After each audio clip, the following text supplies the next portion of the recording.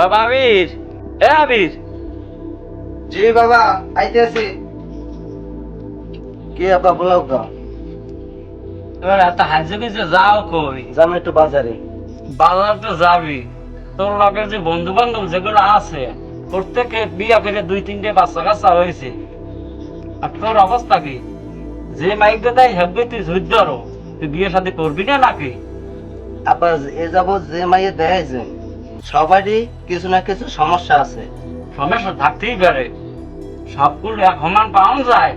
সব দলে কামাইবে না, একটা বিয়ে শাদী করবে না। আচ্ছা বাবা, তুমি টেনশন করো না, আমার চয়েস মতো মাইয়ে পাইলে আমি তোমার জানা মনে। আচ্ছা।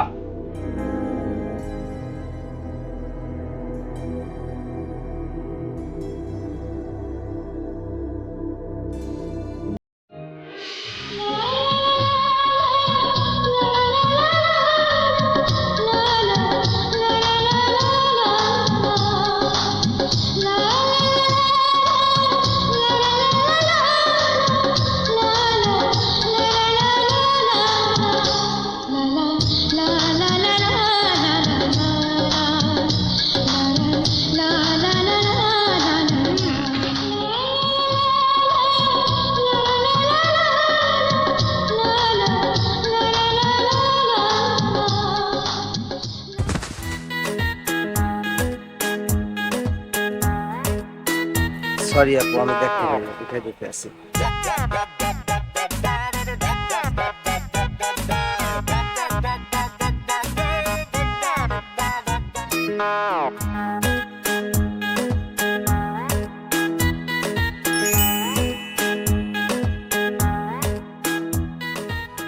আহা, একি হাসি, হাসি না যেন গলায় ফাঁসি, পাইছি আমার মনের মানুষ। আব্বা, তোমার বৌমা লইতেছে আমি।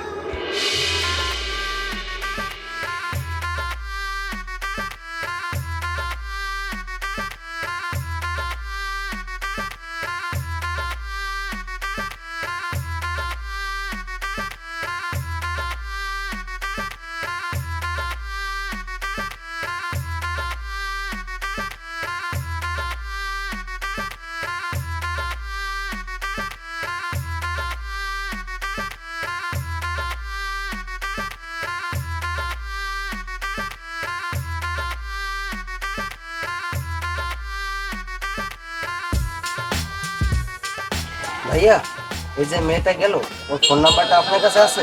না ভাইয়া, তার নাম্বার তো নাই, তার বাবার নাম্বার আছে। আচ্ছা ঠিক আছে, তাহলে তার বাবার নাম্বারটা এটা। আচ্ছা ভাই, আমি নাম্বার দিচ্ছি, দাঁড়া।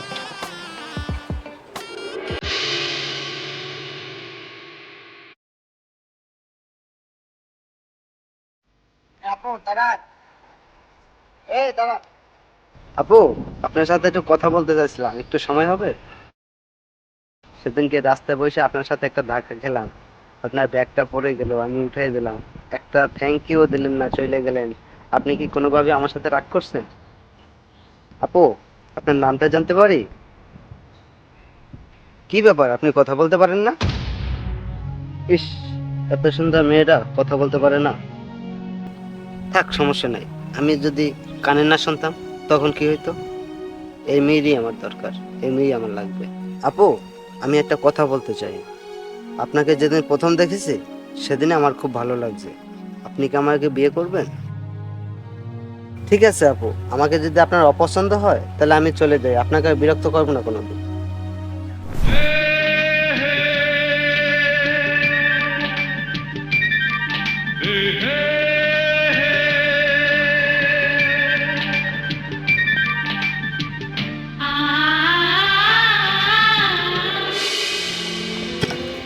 কি ব্যাপার, কাজ এত স্লো কা? একটু আচ্ছালাই কাজ করো, 50,000 ইট যাইবে। আর তোমরা আচ্ছালাই কাজ করো, লোক তো একটু থাকবি।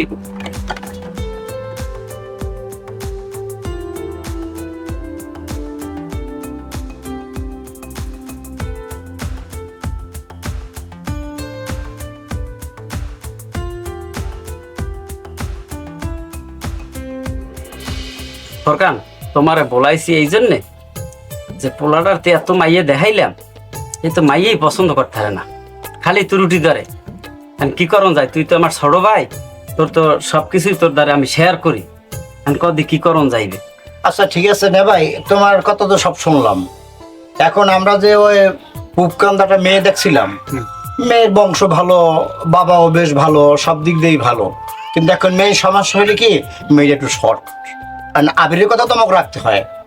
হ্যাঁ আর না ভাই, আপনি যারা ভালো মনে করেন না ভাই, আমার মাত্রা পছন্দ হয় না। ওরকার তুমি তো খারাপ কও নাই, মাইয়ে যদি হাইডি সমস্যা হয় তাহলে ওই মাইয়া এনে লাভ নাই। আমার একটা ফোলা মাইয়ে লাগবে দেখতাম তো ভালো। কাকু আসসালামু আলাইকুম। ওয়ালাইকুম সালাম। আব্বা, আইসা বা তোমার লাগে একটু কথা কাজ আছে। বলো, তোমার চাচা আছে, ছোট কাকা আছে, বলো কি? আমার মেয়ে একটা পছন্দ হয়েছে। বাহ, ভালো কথা। আচ্ছা ফরকান, তোমার পোলা সিফাতেরও ডাক দাও, আমরা এখানে বইয়া কথাবার্তা কই। তো বাবা সিফাত, এদিকে আসো।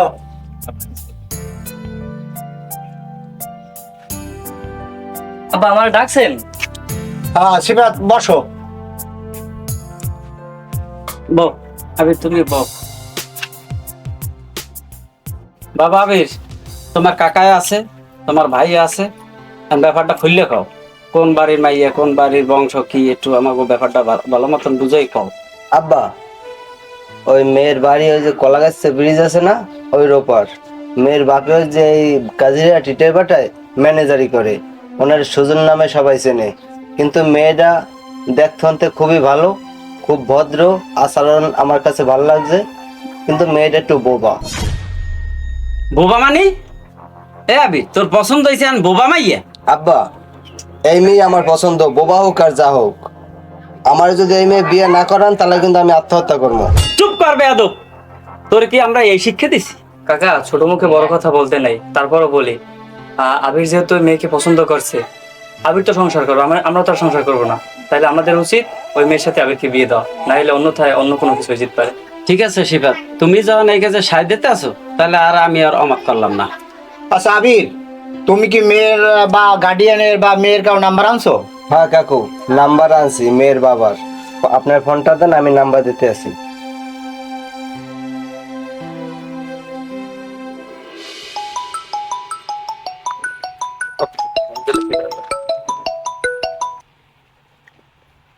হ্যালো, আসসালামু আলাইকুম।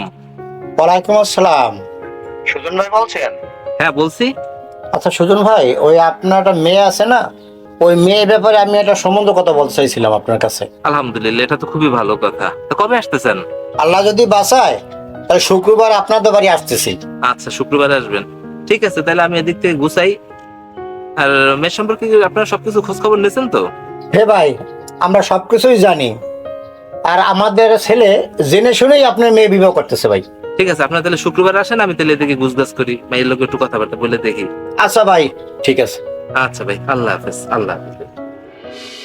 ভাই সাহেব, আপনারা কষ্ট করে এত দূর পর্যন্ত আসছেন, আমি আজকে খুবই আনন্দিত, কারণ এটা হচ্ছে আমার মেয়ের প্রথম সম্বন্ধ। আশা করি কোনো সমস্যা হবে না, সবকিছুই ভালোই ভালোই পার হয়ে যাবে। আর আপনারা তো সবকিছুই জানেন আমার মেয়ের সম্পর্কেও। আর ছেলে সম্পর্কে কিছু বলেন, ছেলে কি করে বা পড়াশোনা কতদূর কি? ভাই, আমার এই যে ছেলে খুব মেধাবী, এই লেখাপড়া আল্লাহর রহমতে বাংলাদেশে সব কমপ্লিট। এখন এই বাংলাদেশে যে একটা চাকরি কথা করবে, সীমিত বেতন, এই জন্য এই জায়গায় চাকরি করতে চাই না। এর বাহিরে কোথায় চাকরি দেওয়ার একটা লাইন গেট করতেছি। ইনশাল্লাহ আমি টেনশন করি না, চাকরি বেলা হয়ে যাবে। মাশাআল্লাহ, তাহলে তো খুবই ভালো কথা। বাবা, তোমার কি সরকারি চাকরির প্রতি আগ্রহ বেশি, নাকি বেসরকারি চাকরি করতে চাও, নাকি ব্যবসা বাণিজ্য করবা? কাকা, আমি সরকারি চাকরি ছাড়া অন্য কোনো চাকরি করবো না। বাহ, এটা তো খুবই ভালো কথা।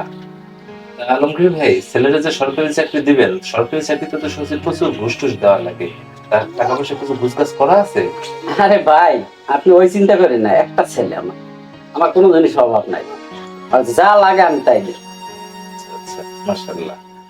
তা ঠিক আছে, আমরা আর কথা না বাড়াই আপনারা আসছেন, মেয়েটা দেখি। মা মরিয়ম, মরিয়ম এদিকে আসো মা, আসো মা। ভাই সাহেব, এই হচ্ছে আমার মেয়ে। মাশাআল্লাহ মাশাআল্লাহ, খুব সুন্দর। আমো বসো, তুমি বসো।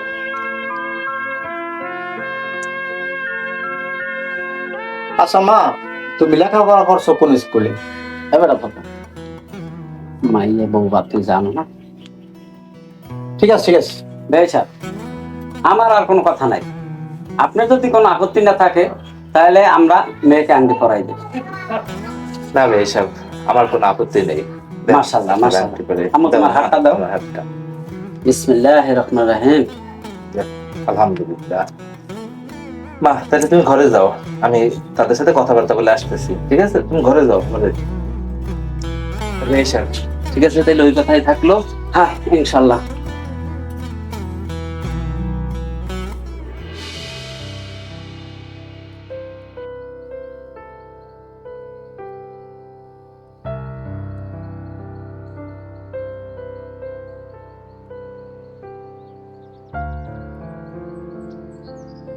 কি ব্যাপার, তোমার এত দেরি কেন?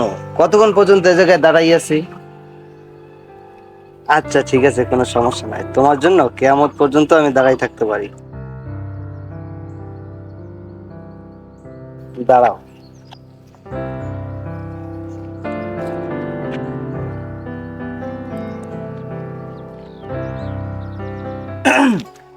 আসসালামু আলাইকুম আঙ্কেল। ওয়ালাইকুম আসসালাম। তোমরা বাইরে কেন? বাড়ির ভিতরে চলো। এই আসছিলাম আর একটু দেখতে, এখন আবার চলে যাবো। তা বসবা না? না, এখন বসবেন।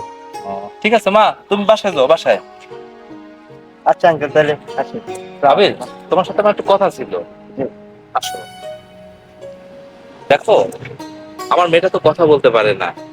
ছোটবেলায় ওর মাকে হারাইছে, তারপর মনে কষ্ট টষ্ট পেয়ে একেবারে মানে ছোটবেলায় কিন্তু টুকটাক মানে সাউন্ড করতো, টুকটাক শব্দ বুঝাইতে পারতো, কিন্তু এখন একেবারেই কোনো কথা বলে না। তোমার সাথে সম্পর্কের পরে কয়দিন যাবত আমি দেখতেছি ওর ভিতরে একটা অন্যরকম আনন্দ কাজ করতেছে, যেটা আমাকে অনেক বেশি তৃপ্তি দেয়। এখন বাবা, আমি আমার মেয়ের জন্য তেমন কিছু করতে পারিনি। আমার মেয়ে যা চাইছে, আমি যা কামাই রোজগার করছি, টুকটাক কিছু জমাইছি ওর চিকিৎসার জন্য, আর বেশিরভাগই ওর বিলাসিতার জন্য আমি ব্যয় করছি, যাতে ওর মনে কোনো কষ্ট না থাকে। এখন ওর জীবনে এত সুন্দর একটা অধ্যায় আসছে, বিয়ের মতো একটা অধ্যায়। এখন এই বিয়েতে ও নিজের মুখে কবুল বলবে না, এই জিনিসটা না আমি মেনে নিতে পারতেছি না। আমি কালকে রাত সারা রাত ভাবছি যে আমার মেয়েটার বিয়ে হতে যাচ্ছে, অথচ আমার মেয়ের এই বিয়েতে সে নিজের মুখে কবুল বলতে পারবে না, আর তুমিও তোমার পছন্দের মানুষটার মুখে কবুল ডাক শুনে বিয়েটা সম্পন্ন করতে পারবে না।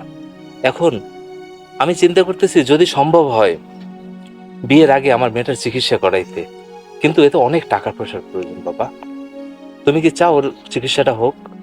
জি, আমি চাই ওর চিকিৎসা হোক, ও ভালো মতো কথা বলতে পারো, এতে আমি খুশি। কিন্তু আঙ্কেল, এতে কত টাকা লাগতে পারে? এতে বাবা অনেক টাকার প্রয়োজন, যেহেতু এটা জন্ম ছোটবেলা থেকে এই সমস্যার ভিতরে চলে আসতেছে, ও কথা বলতে পারে না। আমি ডাক্তারের সাথে কথা বলছি নাবানা হাসপাতাল কাউ নিয়ে, তারা বলেছে 50 লাখ টাকা লাগবে এই চিকিৎসার জন্য। এখন আমি তো ইটের বাটায় চাকরি করি, মোটামুটি কিছু টাকা পয়সা গুছাইছি আমার মালিকের কাছ থেকেও কিছু নিয়ে, তাতে আমি 30 লাখের মতো গুছাইছি। আরো 20 লাখ টাকা আমার প্রয়োজন।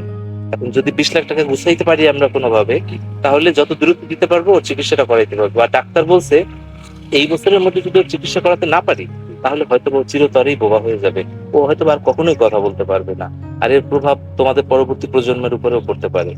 এখন তুমি ঠান্ডা মাথায় ভেবে দেখো, তোমার গার্জিয়ানের সাথেও কথা বলো যে আমরা এর চিকিৎসাটা করাতে পারি কিনা। বেশিরভাগ টাকা আমিই দিচ্ছি, আর 20 লাখ টাকা কোনোভাবে যদি গুজগাছ করে ম্যানেজ করা যায়, তাহলে ওর চিকিৎসাটা করানো সম্ভব। তুমি কি বলো বাবা?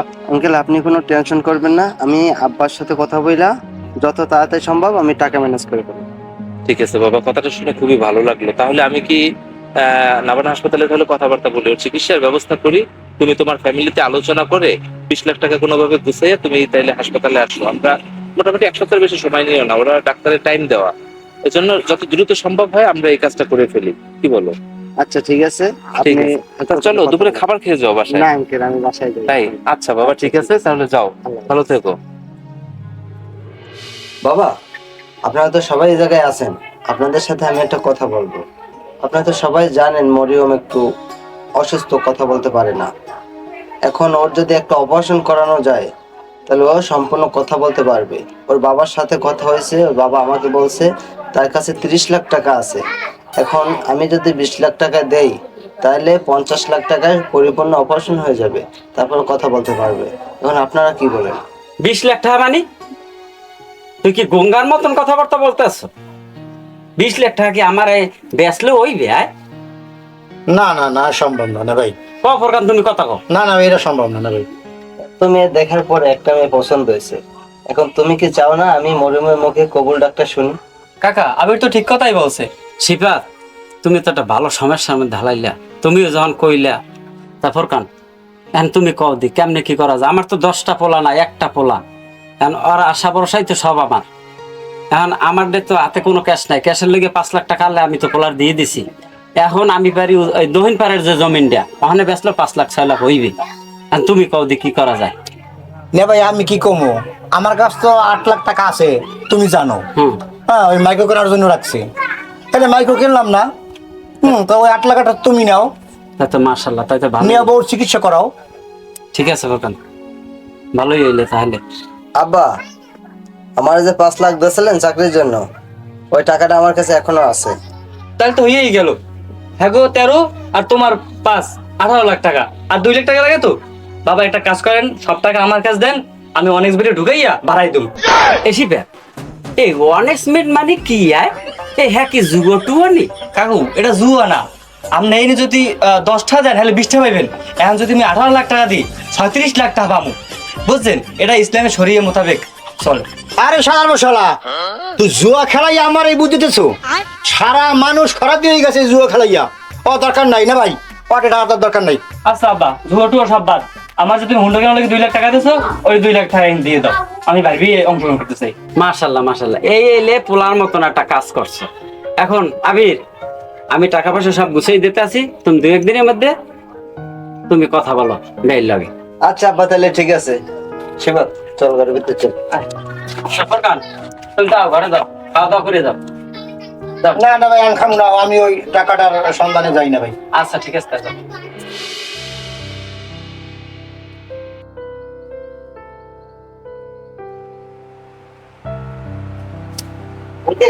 বাবা আসছো তুমি? এই যে টাকা। বাবা খুব বাঁচাইলা, ডাক্তার বলছে টাকা জমা দিলে তারা অপারেশন শুরু করতে পারে। তুমি অনেক বড় একটা বিপদ থেকে বাঁচাইলে বাবা। আপনি তাতে টাকাটা জমা আচ্ছা আমি যাচ্ছি, তুমি তাহলে বসো এখানে অপেক্ষা করে, আমি জমা দিয়ে আসি। আচ্ছা ঠিক আছে।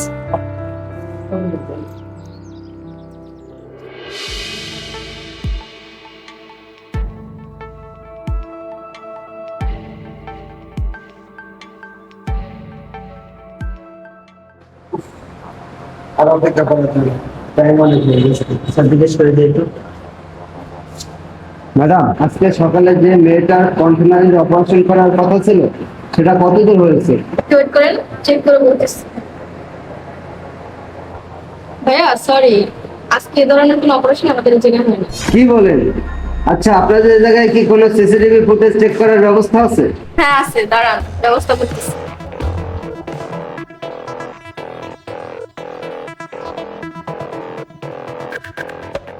হাই রে কপাল, এগুলো কি? এগুলো তো সব এডিট করা, এগুলো তো এডিট করে বানানো যায়। এডিট করে না বলেন? আপনি কি পাগল নাকি? এগুলো এডিট করা হবে কেন? আমি পাগল হতে যাবো কেন? আপনারা সব পাগল হয়ে গেছেন, আপনারা সব পাগল হয়ে গেছেন, সব পাগল হয়ে গেছে।